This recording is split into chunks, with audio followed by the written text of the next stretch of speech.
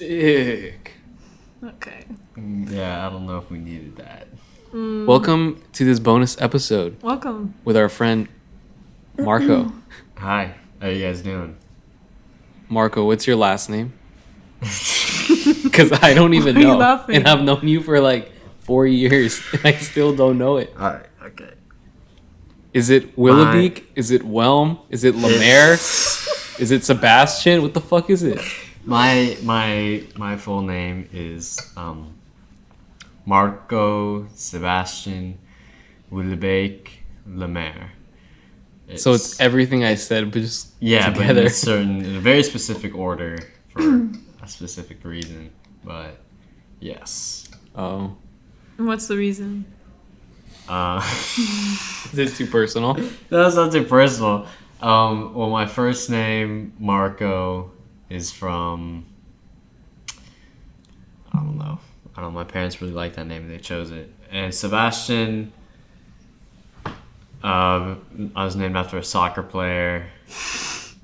And for my last name, Willoughby Lemair, it's a Dutch and a French name hyphenated together.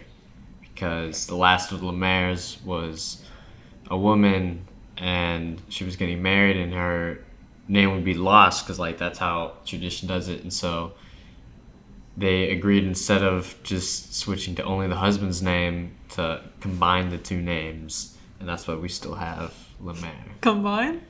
Yeah, they combine. Lemaire sounds so cool. Yeah. In French it means the mayor, which is pretty Oh, really? interesting. That's funny because it sounds like the mayor. Yeah. It's That's because you're not saying it with the French accent. We don't know exactly the origin of the name. There's also a chance that it comes from the word Moor, like the Moors, because like my ancestors, we have some evidence that there were Moors in Spain originally. But yeah. Wow. Yeah.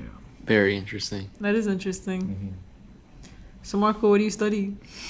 This is just an interview of Yeah? me Why not? myself. No, I know. Actually, I think I have a topic that we could all three talk about that I What? think would be interesting. Yeah.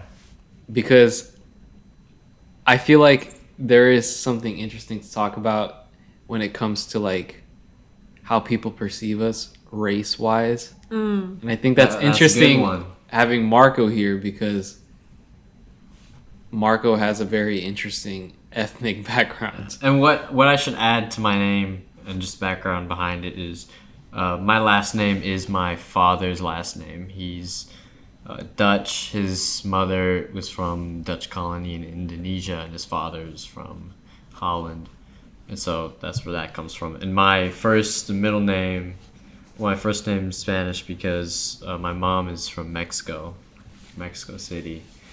And yeah, I'm Dutch and Mexican. Often I could just call That's myself not a Dutchican. common thing.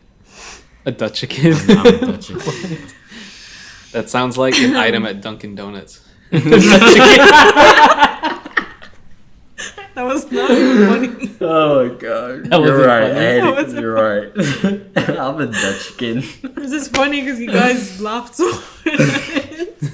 Chicken? I didn't expect I that was like to Tim land. Hortons or something. Yeah. Damn. Like they have a menu item. Dutchkin. Anyway, Do you think your race matters at all when people are looking at your work? Do you think it does? Do you think it matters? I mean, Like okay, like if I'm standing there, if they know the race of the artist. let's say you're presenting in one of your classes. You're presenting your Okay. work. Do you think it matters? Not if it matters. Do you think people see it differently? I think here less than a lot of places. What does that also mean? because it depends on the crowd, you know. You know, if you're like here in New York, I don't think it matters so much because it's a very progressive, you know, place and Very diverse. yeah, very very diverse, and so people just kind of look past it, as they should. But no, I don't know. It depends. Nouf, what do you think? personally or him? You. Me? Yes. Been very quiet. Yeah, no, I'm just listening, but we don't have a third microphone, so Yeah. Nof and Marco are sharing one right now. Yeah. But personally, I mean, yeah, because a lot of the stuff, like, here's a good example. In my photolithography class, we have to print out, like, use a picture we've already taken for our class and, like, make it into a print. And so the picture I took, I used from the Palestinian protest. And so I feel like just a lot of the work I create, and even in my editing class, I'm planning to make something related to some of my favorite Arab artists and their music, and like how a lot of Arabic songs are taken from Arabic poetry. And so I just think, because like I can already feel in the room that when I talk about these things, like people are like, oh, she's like really invested in her culture, or like just like not in a like, oh my god, look at me, like cocky kind of way, but like more so just that, oh, like, or maybe they didn't think or know I was Arab, or I am Arab. I don't know, but I just think that because my cultures I want to make so prominent in my work, because it's very important to me, and I don't think I do that enough. I think people do maybe not look at it differently. Maybe they do. I mean, I can't speak for them, but I think it just says something about my work, and it says a lot about me, because I like to present my culture into my work. I think it's important. Because I know a lot of people that, whether consciously or unconsciously, get ashamed of wherever they come from and feel like they have to assimilate so much into making like American kind of content. Also why I was iffy about this podcast, actually, just because I was, not because there's anything wrong with it, but like just because like how I'm talking so freely or like so openly about being a creative. We're also cursing. Yeah, we're also cursing and like that kind of stuff. Like, just cultures are very different. Like here, I know it's very individualist and you're free to talk about stuff you do and stuff like that, but coming from somewhere that's very collectivist, not to say that it's become so like you know, that's a good word, Collectivist. yeah, that's actually kind of interesting. Yeah, because a lot of almost every brown family, every brown society like is they stay in the same town, same neighborhood. And like big families, like family over work, family over everything, family and like that's just everything. And here it's very individualist, because like you focus on your own money. You don't really, like the hospitalities we have at our homes. Like ambition with your work is a very because it's very capitalist, and that's something like collectivist is. We've even had like socialist movements. We've had like the Arab Spring was for Pan-Arabism. I mean, right? No, wait. Arab Spring was for having, I think, Pan-Arabism or something. I'm probably screwing up the term. Don't quote me on it. But just having a united Arab world. We've had very like collectivist, you know, holdings. And I'm sure you can relate to that. A lot of brown communities can relate to that, or societies. But yeah. So that's why I think I make it such a point to make it part of my work, because I think if I'm not being so active in my own culture or even in my home country anymore, like I want to bring that with me, and like that way I feel closer to home in a way. But sorry, I really sidetracked from your question. No, it's interesting. I'm glad you added all that. I don't know. I think we're like us three. We're all very different. Because at least for me, like I was born in the States, so I'm American. I did grow up with a lot of American culture. As well, like Mexican culture, but I would say it was pretty balanced. Yeah. So, I mean, it's just that the way some people perceive me, just like based on my color, based on my family, and the fact that my first language is Spanish and all that stuff. Like, some people expect me to make certain kind of work, and it's kind of like stupid, and it's kind of like they see like wait, you're an artist, like, so shouldn't you just like, why aren't you doing stuff about like activism and like Mexican culture? Like, dude, what if I want to do other things too? Like, you're saying that just because I'm brown I have to be a spokesperson for like, or an activist or something, like and that's great. If I want to do that, I'll do that. That's really interesting. I could talk all day about that, as the Hispanic like art and activism whole, because I was deep into that like throughout my high school, because my whole family is very like activist in the Texas like Hispanic community, and the, you know, whatever, the marches and things. And like I met Beto O'Rourke once. My mom like knew him, The donuts are so good, man. They're so good. I hate you. I hate you. I'm not trying to eat this shit. Fuck off. I think like the cool part about. Wait, I have something to say. Okay, I'll let you go. I think it's an interesting point that you bring that up, or you bring up that point, because I also recognize that pressure that like every person who's made it big and is black or from brown community or something, like, why don't you talk about this, but like I remember even Tyler the Creator in one of his songs from Call Me If You Get Lost, like at the beginning, I know he's what you're like, talking about. he's like, why girls expect me to say like, oh, why don't you talk about this and this, and he's like, nah, like fuck that or whatever, like he dismisses it, and like that's so true, like there is a pressure to speak about these things, especially if you like are brown or like look brown and not white passing, and you're from like, you have that. Or ancestry. my favorite line from Kendrick Lamar's new song, where he goes, he was ignoring the overnight activists. I love that so much. Because whenever the BLM stuff was happening, the overnight activists. Oh, yeah. People who, like, armchair activists, people just post one thing on their story and then they dip. Yeah. That's it.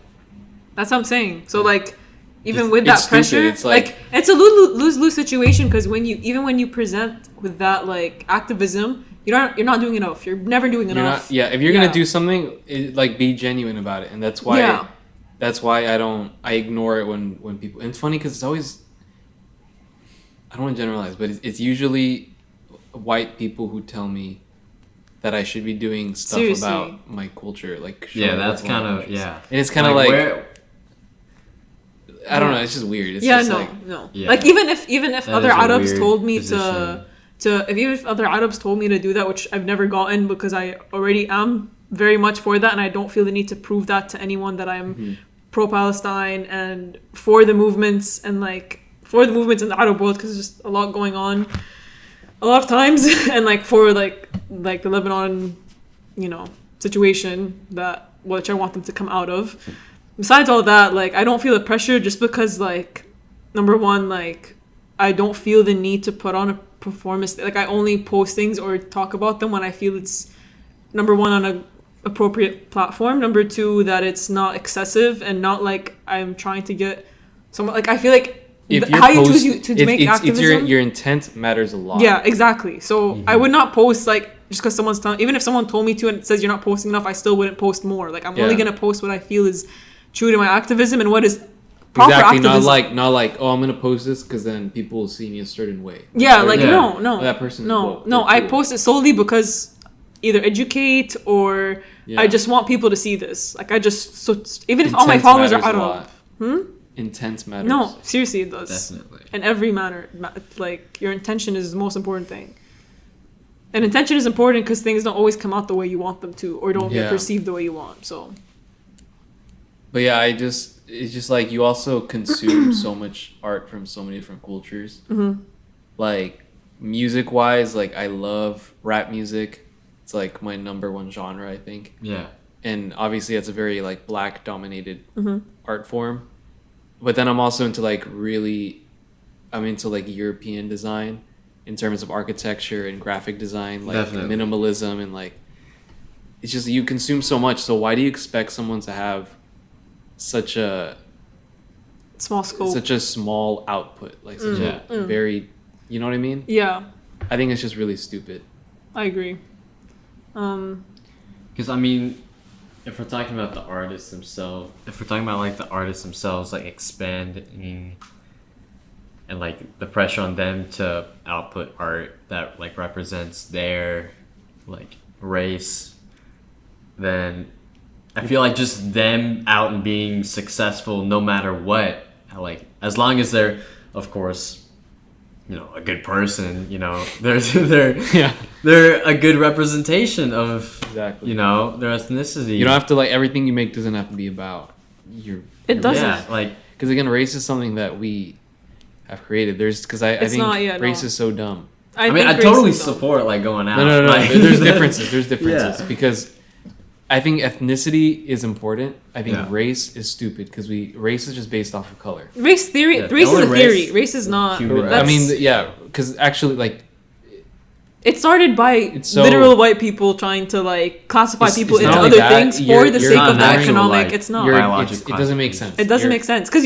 like you can say, oh, okay, this race, all Latinos all are Latinos, white. all Latinos are white. For example, All Asians are Asian. Like no, but someone you know how many countries that are doesn't Asian? How no, many but that different even has to cultures? do with looks. Like you But- can't say like, do you know what I mean? I know what you mean. Yeah. Because it's So- not like that. Like you can't classify into looks someone who I don't know. You can't say that that person looks like that, so they're probably from there. Like that. Like Right. they could be from wherever and look entirely different. That's why also it's really dumb because it doesn't make Right. sense. Well, how you look has nothing to do with where you're from. I think nothing. You can be from anywhere and look Well, yeah. anyway. I just hate. Yeah, I'm just like. I mean, from is a weird word. Like, From? like what do you mean where they're born? Like Yeah, from where the, you from? the exact place where they Right, were born, exactly. like Yeah. or where they grew up. Yeah. Is that like that's just not even a Exactly. that's again. That's why it's so dumb. yeah. Yeah. Yeah. I hate that pressure to like even like this reminds me a lot of might be sidetracking a bit, but it reminds me a lot of the pressure to have representation in movies are the biggest example of this, and a good example of this is the female Ghostbusters. I hate when Hollywood or anyone takes movies and then makes it all about like it could have been a good movie. Number one, you didn't have to make another like a remake of the Ghostbusters style female representation. You Make could have had their own make your movie. own movie Why with would you just give them the representation. leftovers? And I hate when the whole movie is about that It's representation. like literally like less work. They're like that's the Yeah. easiest thing. Yeah, to they're do. giving them like you all right, already have like a we had plot. the Yeah. ultra successful $1 billion and it has to be all about woman empowerment. Like you can represent women, but you want to make it a good representation. Make it a strong Give movie. them their own strong ass and like the movie. Harley Quinn movie I watched, and I obviously wasn't expecting to be that great. Honestly, Harley Quinn movie. Marvel, I don't know. Sorry, DC movies. Wow. I didn't. DC. Yeah, no, not all DC movies. That's a lie. But like, I'm saying that specific. Like, No, I just wasn't expecting that movie to No, be you're good out. just by the You're way out. that it. Huh? I quit this podcast with you. Marco, get on the mic.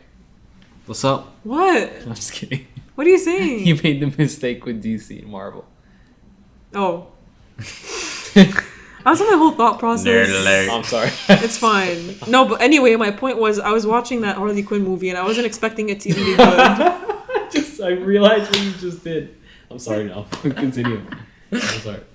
Anyway, I was saying that I was watching this movie and I wasn't even expecting it to be good, and I was right because the whole movie was having all female characters, and that's great, but it doesn't tell me much about having like all it just tells me is that having women in a movie makes it shittier because now it's all about female representation and you've completely lost track of the plot because you're trying so fucking hard to make it about women there. Just make a good movie. And like if you're like I don't even believe in that. Like if you think the character adds or like makes sense like with your story, like you're writing about a story and it has to be like, for example, a brown woman, okay, great, like that's how it can be, but just don't add shit in there to make representation. I hate that. I absolutely hate that. I think make good shit and have whoever, but don't add it and try to make it good from another story plot and just make it about whatever representation. I hate that, and I hate like the pressure people have because then it just never makes good shit. It just makes such performative kind of content. It's like you're setting them up for failure. Yeah. Because no one's gonna be happy with the remake of something. Yeah, obviously, exactly. It doesn't matter who you could put the best actors, best whoever. It'll never be as good as the original. Exactly. So what's it actually the point? might be better, but people never admit that, right? No. Because like, Yeah. it's not about how good it is, just the fact that it came Just first. make It's the more original, movies, it's make the more OG. content. It's like, so just give them a their new own, movie. yeah. Something else. Give them something else. Like you can have that representation, just in another way. Like you don't have to make a remake just to give them that. But There's so many examples yeah, of that. I can go There's on and like- on about this topic. Seriously, There's like the Black James Bond. what The the Ghostbusters is a huge. What is the a huge hell, example man? Of that. I'm saying is if you want to make something deep, it doesn't always have to be about your race. Yeah, basically, it could be about any normal human experience, like falling in love or revenge, or I don't know, literally anything that humans experience. Because we're all alike. We're all You literally the could same. really. Because I have a theory that artists are just people who just overthink things. Yeah. Just overanalyze everything. Yeah, that's very true. Designers Don't we all, though? overanalyze the functionality of everything. Buildings, doors, chairs, everything. Don't we all though? Right? Filmmakers overanalyze characters, Yeah. people that they know, right? they overanalyze their own moments in their lives. Photographers overanalyze like specific moments in their day. It's just the way that artists think, right? So I just feel like, where was I going with this? It's not that deep. It's not that deep. It's not that deep. Yeah, literally. I'm just saying. Fun fact: Marco wanted the original name for this podcast to be. It's not that deep. It's not that deep. There's already a podcast like that, probably. Isn't it? Probably. There's not a single podcast called Right Brain Fetuses. That's true. That's true. Definitely caught me off guard with that one. We don't Caught even like everyone it. off guard. My dad, Yeah. when I told my dad the name, he texted me. He said, "Interesting name." Smiley face. My mom was like, right brain fetuses? She's like, is that the one? I was like, yeah. She's like, are you sure? I'm like, yeah. That's the one. You know what? People might not get it right now, but they'll get it. Honestly, yeah, I think it's grown on me. Yeah. You have The to, just more you say it, like it has to be. more, like, Dude, you know how many podcasts there are now? You have to So be many. so different. You have to You have a different. You have to be really weird. Not weird, but like just different. Not weird, but just different. Yeah. Yeah.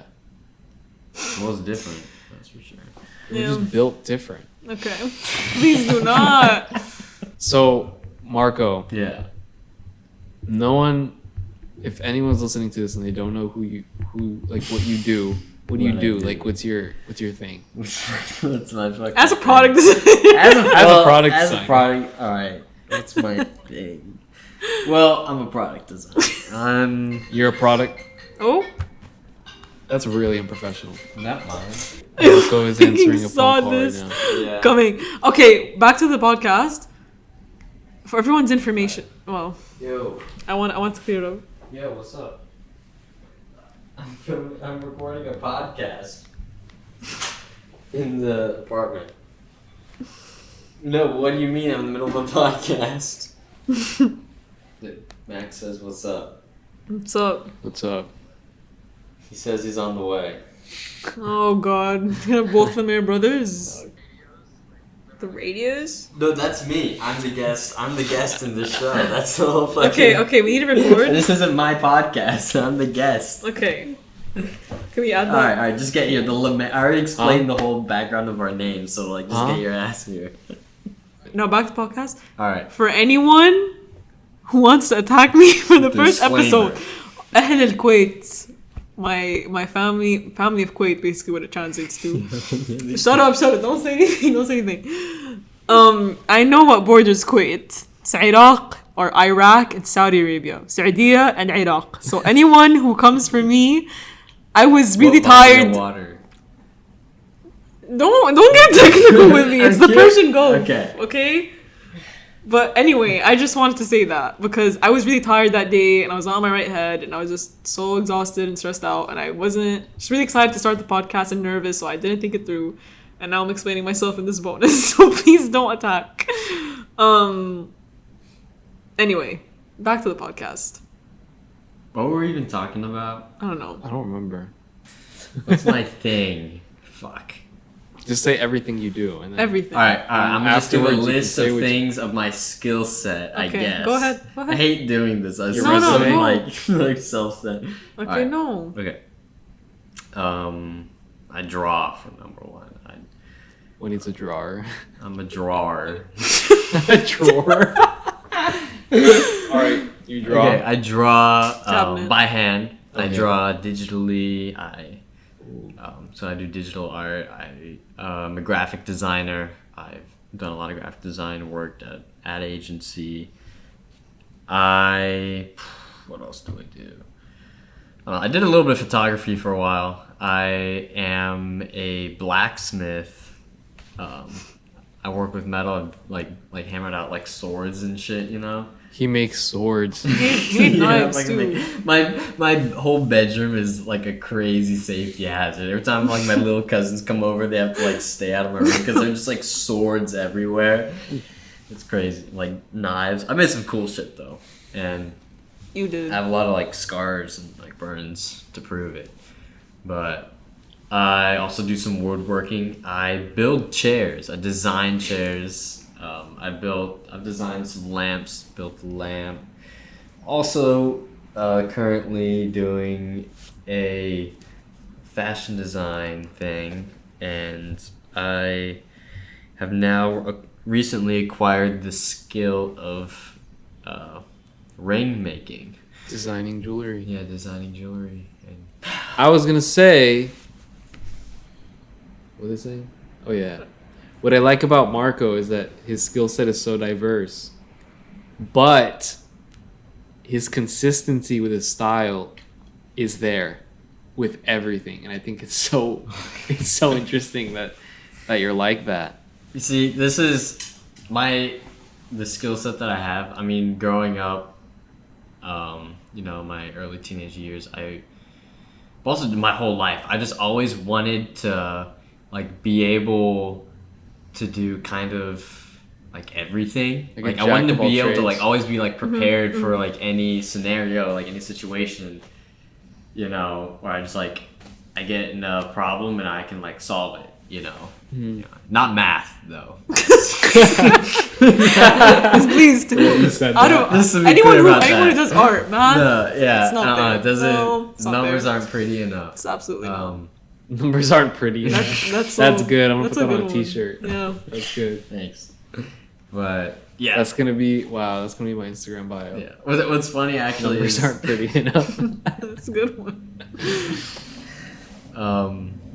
growing up, like I said, I would always try to like gain these like skills so I could solve problems like on the go. I even learned how to like lock pick like for certain situations. Oh, I forgot to even mention to my list, I'm also a mechanic. I rebuilt a whole ass. I don't know how you forgot that. Yeah. I don't know. Like literally, you're mentioning photography. You're not mentioning mechanic. Yeah. Tell us about your car, Michael. Tell us about my your car. All right. If any of you guys out there, maybe some of these Kuwaiti listeners who are fans of some cars, That's know so I have true. some friends there. I drive a 1984 Nissan Datsun 300ZX Turbo, the 50th anniversary edition, actually. And it's manual ZX turbo rear-wheel 2012 drive. MW3 M2. What? Yeah, don't diss my car like that, bro. Okay, tell us about how you found the car. How I found the car. All right, that's a really where it that's is a great now. story. So many years ago, like 3 years ago. Yeah, I was like, relax. Well, actually, it was many years ago. I guess I was in high school. I was on a geology field trip, and we're on the school bus. We're going to look at a riverbed, like way south of Austin. Austin is where I'm from. That's where I grew up. Austin, Texas. Yeah, Austin, Texas. 512. Yeah, shout out to the 512. But yeah, we're driving down there. I look out the window, and at this point, I was like kind of into cars. Like I knew some cars that I really liked. I look out the window and I see this silver like hatchback coupe style car with pop-up headlights. I instantly knew, oh, that's a Z31. It's a car that Nissan produced. It's a Fairlady Z. It was the first. It was the car that was actually made when they were changing their name from Datsun to Nissan in the U.S. And so that's why on the back it actually says Nissan and Datsun. But anyways, we were on this field trip. I look out, I see it. I'm like, that's crazy. Coming back, I see it again, and kind of forgot about it. A couple months later, I was going and visiting a friend down there, and we were gonna go like tubing on a creek. I forget the name of the creek, but we're driving, and lo and behold, I drive past it, and I'm like, oh my god, that I'm on the same road. That's that same car. It's still sitting there. That's crazy. And then many months went by. I'm now in New York City. I'm studying, at Parsons, and I just keep thinking about this car. I know I'm like getting more into cars. I'm like watching crazy YouTube videos. It's all over my Instagram feeds. This is like a whole like love story. It Yeah. is. It is though. It really is. You're like, wow, I saw her once, And then I went and back I to just knew. school, and I just couldn't stop It thinking gets, about it gets her. better. It gets better. That's So literally what it just- Love sounds that. like. yeah. love that. I'm there. I'm like I want this car.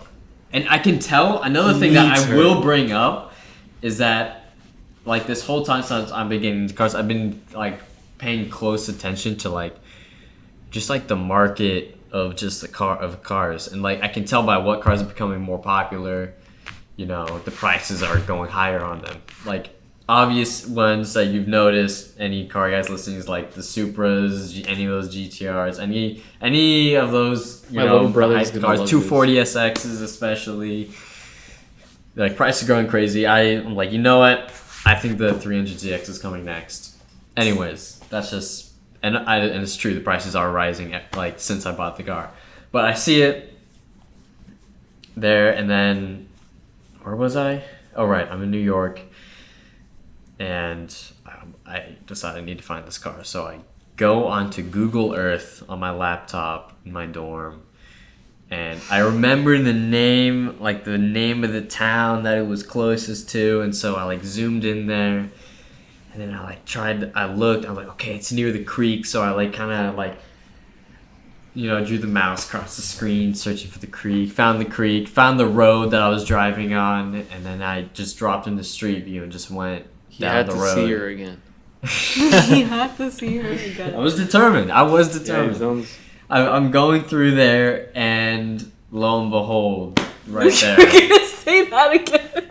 I'm sorry. I like saying that. I know you Lo and behold. Lo and behold. What do you know? Like, He finally found his girl. I found it. stalked I her. found my fair He lady. stalked her all over the internet. Yeah. He went through Google Earth. He went street by Found her street. address. Found her found phone her. number right in front of the car. I saw the car on the side of the road, and in front of it was a That's yellow insane. sign that said, "Shout out to River Chase Motors." I mean, I don't know. That's Those are the not. most That's not the Texan thing ever. most Texan sounding motor. It is the most Texan River- sounding looking River place. It was Chase like Motors. it was like some like shed with like a junkyard Liberty behind Motors. it, and this car Liberty happened to be parked in Texas. Texan front. ass looking. Okay, No, it was the opposite direction of Liberty. It was Don't actually come in for New Texas. Braunfels. Okay. don't come for Austin. Okay. But yeah, yeah, and I bought the car, and Where is it now? I want to see Right the now, evolution. it I want to see is- what you okay, did. now What he's did you right, do? all right, okay, I To bought the the car, levels. and then I went back to school. So you guys are doing long distance. Yeah. Yes, yeah, we're doing long distance, and dude, I You felt like FaceTime her? it. It felt like You it. FaceTime I was like dreaming about. No, but Marco. I get all right. Oh. Finally, I get back. Spring break, COVID hit. They're like, no one's allowed to come back to school. So I'm in Texas. This is like mid-March, and I'm there with this car, and I'm quarantined with it, and I have nowhere to go. Ooh. Yeah, things got heated, and I ended up pretty much replacing this I don't know, rebuilding like, it piece by it's- piece. You know, it was a constant journey. Just like you fix a piece, 2 steps forward, 1 step back. You know, Yeah. 2 steps forward, 3 steps back. Like it's just, it's ridiculous. Like it he runs was- and it doesn't, and then you got to replace the clutch, and you got to replace the whole turbo. You can head watch. gaskets. What? You're just saying words about cars. It's funny. I don't know any of that means. Actually, you can watch his progression on his Instagram account, Yeah. Quarantine Z. Yeah. Is it quarantine _ Yeah, Z? quarantine_Z. And there he's posted a lot of his progression with the car, Yeah. opening his car hood and explaining to what's went on. But basically just a Instagram for his fair lady Yeah. is there. But don't be disappointed when you find out that the car was like built off of eBay parts, because literally I was broke. All my weekly allowance, I spent every dime just on these eBay. I got like an eBay turbo, like ridiculous parts. Mm-hmm. But part of it, like that was what's interesting with it, is that it forced me to learn how to like adapt things, like I had to learn welding. I picked up the skill. Oh yeah, I also weld. If you have to say that. Yeah, well, like how are you? I do a lot of metal work. I mean I don't really. Sick. Sick. I think it's the first time I've ever heard you like actually talk about yourself. Whoa, really? Yeah. Anyway, But I was gonna saying I was gonna hype up Marco a little bit. Oh, no, go ahead. No, go ahead. Go ahead. I Seriously, go was ahead. like, it's fine. You wanna... No, go ahead. Well, first of all, just for some context, Marco. I've known Marco since freshman year of high school. Actually, we went to the same high school. We did cross country together, and every morning, because we were in cross country, they gave us an extra hour to just chill in the cafeteria, and in our friend group, me and Marco were never like best friends. We were just in the same friend group, and I remember like me and my other friends, like we would always be like messing around. We'd like run around the halls. We would like go bother their classes and stuff like that. I'm doing homework or Those are whatever. interesting times. But Marco, every single morning, this dude was such a stereotype. He would come in with his coffee, his leather jacket, and his beanie. Wait, I'm not done. You ready? Plaid, He'd bring out, leather biker he'd bring jacket, out his beanie, sketchbook. My sketchbook. This my guy coffee. brought out his sketchbook. Always flannels, like leather, like such a hipster. And then he'd bring out his sketchbook. leather boots. And he would just be sketching, and he'd always be like so serious. Like every now and then he'd be in like a jokey mood. But if we like bothered him when he always had his earbuds in. If we like bothered him, he'd be like dude, stop, because he was like so in his zone. But it's insane that we ended up in the same college, in the same great. dorm. Now I left that school, but we're still friends. It's just insane that we've like that we kept reconnected. Now you contact. I have to know. drop in. No, but Marco is like a different person now. Like it's just so weird. Like every now and then I remember like we knew each other in high school. Yeah. And we were both, not just you, like me too. Like we were both just so different. Like just completely different people. We had like again, like you said, we were friends with the same friends. But we never But we never hung out alone. Yeah, we never really hung like out alone. ever. Yeah. I was gonna say, what I like about Marco's stuff is that he equally prioritizes functionality with aesthetics. And that's something I don't usually see, especially at our age and experience level. Clarify. So what I mean by that is that I feel like Marco is an actual, like he's a true designer. Like he actually cares about functionality. What I mean by that is like sometimes when do you know what I mean? No, seriously. I do. What I mean, let me clarify, okay, first of all. I'm talking about more of your like, I'm saying you equally balance, you prioritize both. Yeah. Because the problem is whenever you over prioritize functionality for something, then it doesn't look pretty, right? The aesthetics aren't there. It's not eye-catching, but it works well and it functions well. I mean, yeah. But whenever you prioritize aesthetics, it may look pretty, but doesn't work properly. It's not efficient. Yeah, and that's like the never-ending challenge of just like product design. I know, but that's what I'm complimenting you on. Yeah. That you have a good sense of prioritizing both.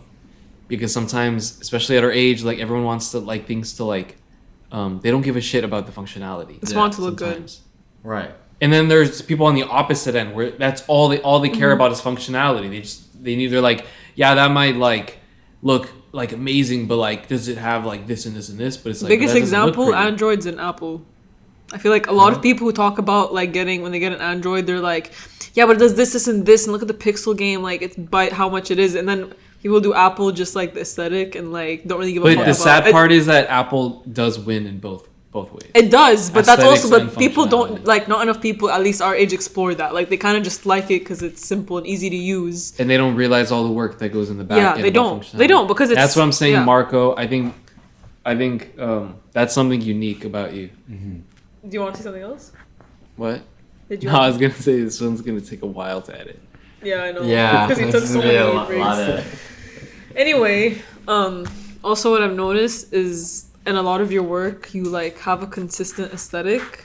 I don't know. I noticed this when Ricardo was showing me something he did for ESC, the fonts. Yeah. And I think that, I don't know, just knowing the styles you like or what you like show me, like from what you've styled for ESC stuff, I don't know, I've noticed the aesthetic is pretty consistent. And it's not to say that you have to have a consistent aesthetic with all your work that you do, but it does feel cohesive when you see someone's work all together and you see that it all like, I don't know. Does that make sense? Yeah. Because, like, I don't know. I have different aesthetics of different things. My music is not at all how I like my... Like, it doesn't... There's no harmony in how I like my... And it sometimes, like you said, it doesn't... You can't really translate. Yeah, it doesn't translate. But sometimes there's some things that can translate. Yeah. Like, styles, like certain... Like, if you're talking about, like, minimalism, that yeah, can like, translate with everything. like, sometimes, like, my photography, like, I like... clean, like more. Look at Pharrell Williams.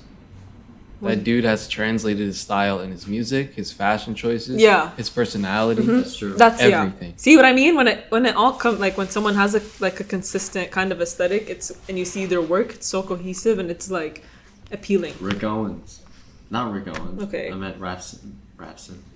Both of them. Shout out to both. in what way? I'm saying in Raph Simmons in his work and in the way he presents himself is like very Marco, I think you mean Rick Owens. Am I meaning Rick Owens? Or like Donald Glover, how he has a satirical look on reality, and he kind of portrays that in his music and in his show Atlanta. The fact that he translated that exactly. Yeah, it's kind of interesting. Didn't you say Tyler the Creator is one of them too? Yeah, for sure. I would say, yeah. I feel like there would be no Tyler the Creator without Pharrell. Really? Pharrell is the OG.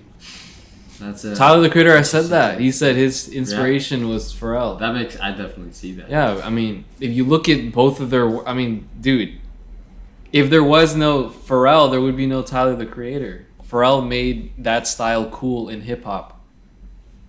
There was no other person before Pharrell that did that. Name one person. Who did what? that. Like, was a jack of all Wore trades? colorful colors, Kanye. like colorful clothes.